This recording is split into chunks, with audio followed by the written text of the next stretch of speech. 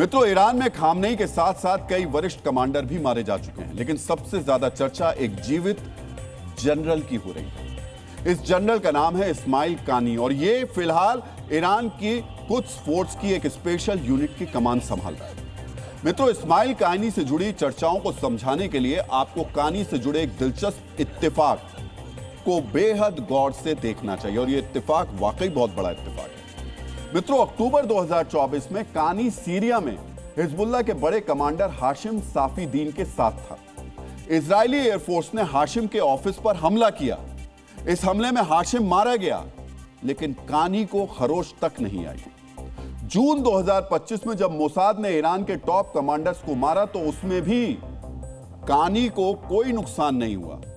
इन हमलों के बाद जब जांच की गई तो कानी के असिस्टेंट एहसान शफीकी पर मोसाद से संपर्क रखने के आरोप लगे, लेकिन कानी पर कार्रवाई के बजाय उसे प्रमोशन देकर कुद्स फोर्स में ऊंचा पद दे दिया गया। ईरान की राजधानी तेहरान पर हुए हालिया हमले के दौरान भी कानी तेहरान में ही मौजूद था।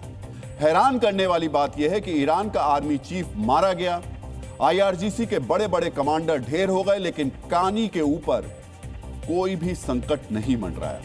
मित्रों, हिजबुल्लाह लीडर हाशिम पर हुए हमले के बाद ईरान में दबी जुबान में यह चर्चा होने लगी थी कि हाशिम की लोकेशन इस्माइल कानी ने ही मोसाद को दी थी। इसी वजह से ईरान के सुप्रीम लीडर की मौत के बाद एक बार फिर कानी के नाम का जिक्र किया जा रहा है। मित्रों, कानी और मोसाद का कोई डायरेक्ट लिंक आज तक सामने नहीं आया है, लेकिन ईरान के इतिहास में एक ऐसा चैप्टर है जो बताता है कि मोसाद की पहुंच ईरानी सिस्टम की जड़ों तक है। अब हम आपको ईरान में मोसाद का वो हैरत अंगेज कारनामा बताने जा रहे हैं जिसे सुनने के बाद इंटेलिजेंस की दुनिया से जुड़े लोगों ने दांतों तले उंगलियां दबा ली थी। मित्रों, 2014 में ईरान की खुफिया एजेंसी ने एक नई यूनिट बनाई। इस यूनिट को ईरान में मोसाद के एजेंट्स और नेटवर्क को ढूंढने की जिम्मेदारी दी गई। बहुत ध्यान से सुनिएगा। स्पेशल यूनिट बन जाने के बावजूद 2018 में मोसाद ने ईरान के परमाणु कार्यक्रम से जुड़े 1 लाख दस्तावेज हासिल कर लिए। 2019 और 2020 में ईरान के परमाणु कार्यक्रम से जुड़े वैज्ञानिकों की हत्या हो गई थी। इन कड़ियों को जोड़कर जब जांच की गई तो पता चला कि मोसाद को रोकने के लिए ईरान में जो यूनिट बनाई गई थी उसका चीफ और यूनिट के 20 अन्य कर्मचारी असल में मोसाद के एजेंट थे। इन एजेंट्स ने न सिर्फ ईरान के न्यूक्लियर प्रोग्राम को नुकसान पहुंचाया, बल्कि जांच पूरी होने से पहले ये इजराइल भागने में कामयाब भी हो गए थे। सोचिए मित्रों, ईरान के पूर्व इंटेलिजेंस मंत्री अली यूनिस ने तो ये तक कह दिया था कि ईरान का ऐसा कोई सरकारी विभाग नहीं है जहां मोसाद के एजेंट्स ना मौजूद हों। इस बयान के कुछ ही महीनों बाद मोसाद ने तेहरान के एक सेफ हाउस में हमास के कमांडर इस्माइल हानिये का काम तमाम कर दिया।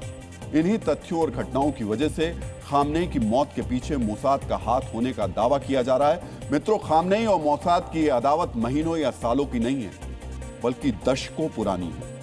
खामनेई पर मोसाद की तरफ से पहला हमला उस वक्त किया गया था जब वो ईरान के सुप्रीम लीडर यानी अयतुल्ला भी नहीं बने। ईरान और इजराइल के बीच जारी वर्तमान तनातनी में मोसाद का रोल सिर्फ महत्वपूर्ण व्यक्तियों की जानकारी उपलब्ध कराने तक सीमित नहीं है, बल्कि मोसाद के एजेंट्स ईरान की फौज को भी नुकसान पहुंचाते जा रहे हैं। ईरान में मोसाद के नेटवर्क की बारूदी कार्रवाई आपको भी बेहद गौर से देखनी चाहिए।